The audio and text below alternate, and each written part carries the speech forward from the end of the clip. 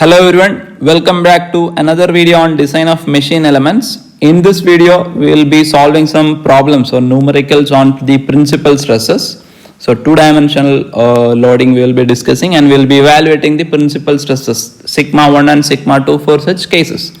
So first problem here, a circular shaft is there which is of 50 mm diameter and it is fixed at one end and it is subjected to some loading. And here two types of loadings are acting. One is an axial load of 20 kilonewton and a torque of 1.5 kilonewton meter is acting. Length of shaft is given. Here you have to evaluate the principal stresses at the most critically loaded element. So here I will be dividing this entire solution or entire problem solving into different steps. So first step will be drawing the loading diagram. So draw a circular shaft, show its one of end is fixed and mark the loadings. Axial load P equal to 20 kilonewton, which is 20 into 10 raised to 3 newtons, and torque equal to 1.5 into 10 raised to 3 newton meter. Denote everything in SI units. And next step will be identify the critical section and critical element due to this loading acting on this shaft. So here if you are looking, I already explained in my previous videos, for a shaft which is subjected to axial load and torque, all sections will be critical and all outer surface elements are critical. So I have to take one of these elements which are coming in any section and coming at the outer surface. So I can show that element on this figure. It is showing this element is coming at the outer surface. So this element will be the critical element. So now I will be marking the different stresses on this one. So because of this load P, axial load, an axial normal tensile stress sigma 80 is acting, and because of this torsional moment or torque, a torsional shear stress is acting which is tau T. So the third step is identify the type of stresses. Already I have mentioned the stresses induced due to this loading, and we will be drawing the element stress diagram. The element which is critical I have drawn here as the two-dimensional element, and I have shown the different stresses sigma 80 and 2T. And naming the sigma 80 as sigma x, tau t as tau xy, and there is no normal stress along the y direction, so sigma y is 0. And now we will be evaluating this stress component. So next step is calculate the stress components. Two stress components are there only. One is axial tensile normal stress sigma 80, which is you are knowing load by area. Circular shaft is subjected to axial load. So load is 20 kilonewton, which is 20 into 10 raised to 3 newton, and area for circular shaft is pi by 4 d square. Here I am substituting diameter in meter, so you will be getting meter square in the denominator. So if you are solving, this is equal to 10.18 into 10 raised to 6 newtons per meter square, equivalent to 10.18 megapascal. And we will be evaluating the next component, which is torsional shear stress induced due to the torqual angle torsional moment, which is equal to T by J into R. T is given, and J I will be writing it as pi d raised to 4 by 32, which is the polar moment of inertia for a shaft having diameter d, and this R max, which is the maximum distance from the center where maximum shear stress is happening. So if you are simplifying, you will be getting equation 16T by pi d cube, and 16 into T I will be substituting in Newton meters, which is 1.5 into 10 raised to 3 Newton meter, and in denominator you will be substituting in meter cube. So final stress you will be getting in terms of Newton per meter square, which is equivalent to 61.12 megapascal. So we have obtained the stress components. Now I will be drawing the next step, draw the final element stress diagram with the values. So here sigma x is equal to 10.18 megapascal and tau xy equal to 61.12 megapascal, and I have already mentioned sigma y is equal to 0. So now we are coming to the last step, evaluate the principal stresses. So you will be using the data book for examinations or studying this DME subject, where I have shown the page which is coming on the data book for evaluating the principal stress is given. So you will be using the data book by Mahadeva, and here maximum principal stress equations and maximum and minimum principal stress equation you can see here, equations 1.8c and 1.8d. And I will be substituting, or you can use the Mohr circle also for finding this principal stresses. So I will be using this mentioned equations, and in this step I will be calculating the principal stresses. So I will be substituting sigma x is 10.18 megapascal, everything I am substituting in megapascal here. Sigma y is 0 and tau xy is 61.12 megapascal. So finally I will be getting 66.42 megapascal as the maximum principal stress, and minimum principal stress equation I will be substituting, which is sigma x plus sigma y by 2 plus or minus square root of sigma x minus sigma y by 2 the whole square plus tau xy square. Plus will be coming here for maximum principal stress and minus will be coming here for minimum principal stress. So if you are substituting, you will be getting the minimum principal stress as minus 56.24 megapascal. So these are the two values which were asked in the question. So along with this, I will be calculating the maximum shear stress also, because this will be required for designing when you are discussing the next module. So anyway, I will be calculating the maximum shear stress, which is equivalent to sigma 1 minus sigma 2 by 2, which is equal to square root of this sigma x minus sigma y by 2 whole square plus tau xy square. So this one will be equivalent to 61.33 megapascal.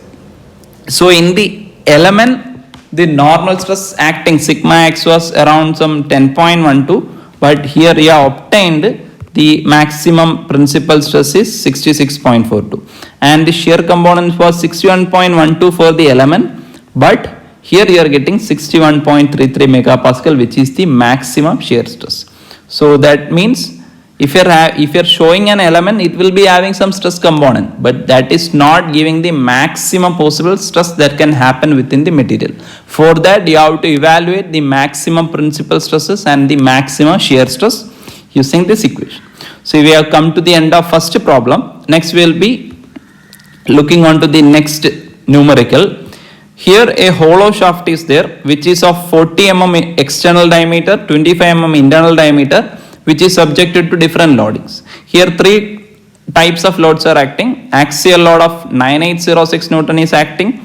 A twisting or torque or torsional moment of 118 Newton meter is acting, and also a constant bending moment of 79 Newton meters is acting. So here also you have to evaluate the principal stresses at the most critically loaded point.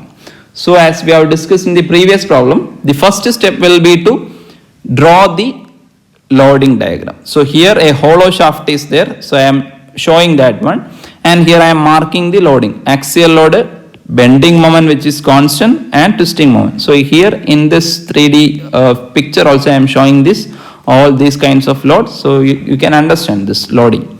So next step I will be evaluating the critical cross sections and critical element. So already I have mentioned in my previous video for this combined loading, where these three kinds of loads, axial force, twisting moment and bending moments are acting, how to evaluate the critical section and critical element. So in this second step, if axial force only is there, all sections critical, all elements critical. If torque only is there, all sections critical and all outer surface elements are critical. And if you are having a constant bending moment, all sections are critical and top and bottom fiber elements are critical. So if you are combining all these things, because three loads are acting together, so all sections you can get on to the conclusion based on this column, all sections will be critical and top or bottom outer surface will be critical. So you will be looking in detail to find the critical element. So here the shaft is shown, and here I am taking one topmost outer surface element, and here I am taking bottommost outer surface element.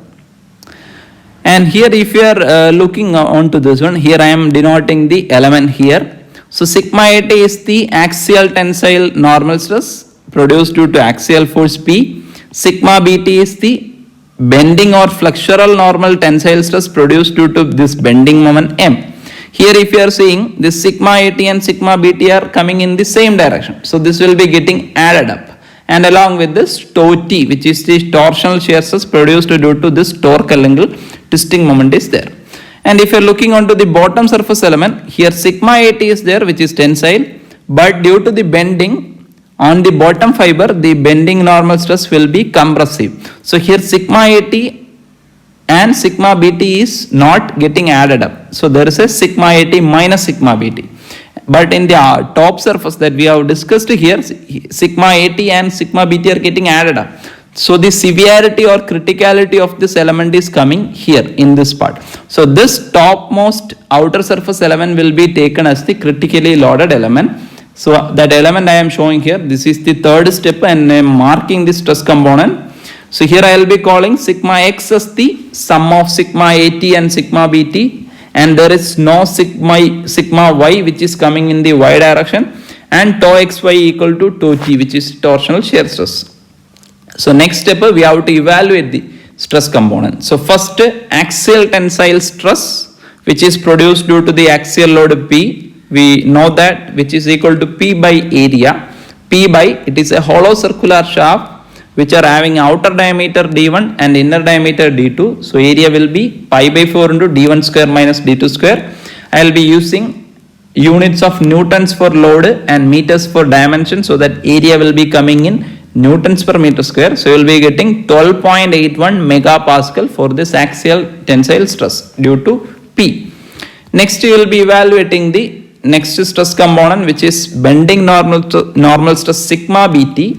We know that from the basic bending equation, which is equal to m by I into y, where m is the bending moment acting, its value is given 79 Newton meters, and I, and here all these equations are there in the data book. So here I will be showing the page which is giving you the value of I for a hollow circular section. So this is the hollow circular section which is having outer diameter d1 and inner diameter d2, and this column will be giving the moment of inertia I. Here it is showing pi by 64 into d1 raised to 4 minus d2 raised to 4. So this equation I will be substituting here, which is pi by 64 into d1 raised to 4 minus d2 raised to 4. Since we have studied the bending stress for a solid circular shaft as 32 m by pi d cube, here I am just representing in a way similar to that by taking this d1 raised to 4 common outside. So you will be getting 32 m by pi d1 cube into 1 minus k raised to 4, where k is equal to d2 by d1. Or you can directly use this equation. So both are same. So here I will be substituting the values of m and dimensions d1 and d2. So bending moment is 79 Newton meter, and I will be substituting diameters in meters, which is 40 mm and 25 mm. So it is equivalent to 0.025 mm, so 0.25 meter and 0.04 meter. So finally we will be getting this bending normal stresses 14.84 megapascal. So in last we have to find the stress component which is produced due to the torque tau T, torsional shear. Here I will be using the torsion equation, which is T by J into R max, and J is the polar moment of inertia. For finding that equation also you will be using data book. For this hollow circular shaft, the polar moment of inertia is given in the second column, which is equal to pi by 32 into d1 raised to 4 minus d2 raised to 4. This equation I will be using here, or you have studied for solid shaft as 16t by pi d cube. So I will be converting in a similar way, and based on one substitution, k equal to d2 by d1. Here I will be substituting torque equal to 180 Newton meters, and diameters I will be substituting in meters. So Newton meter by meter cube, which you will be getting newtons per meter square, and finally this will be equivalent to 11.06 megapascal. So now you have evaluated all the stress components. Now you will be drawing the final element stress diagram with the values for the components. So sigma x is sum of axial normal tensile and bending normal tensile. So 12.81 plus 14.84, 27.65 megapascal is the sigma x. There is no normal stress induced in the y direction, so sigma y is 0, and tau xy equal to tau t, torsional shear stress, which is equal to 11.08 megapascal. So now I will be using the equation for evaluating the principal stresses, because this was asked in our question. So to calculate the principal stresses, I will be using this page of data book, sigma 1 and sigma 2, 1.8c, 1.8d equations. I will be substituting. So maximum principal stress sigma 1 equal to sigma x plus sigma y by 2 plus square root of sigma x minus sigma y by 2 whole square plus tau xy square, where sigma x value, sigma y value, tau xy value I already mentioned, which you will be getting as 31.54 megapascal.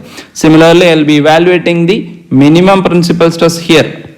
You will be getting minus 3.8 megapascal, and maximum shear stress 17.71 megapascal. So which is equivalent to sigma 1 minus sigma 2 by 2. So this equation you will be getting. This equation also you can find in the data book.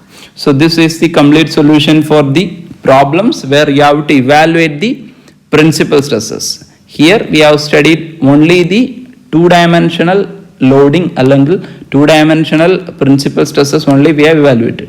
So in next video we will be studying the how to evaluate the 3-dimensional principal stresses which are sigma 1, sigma 2 and sigma 3.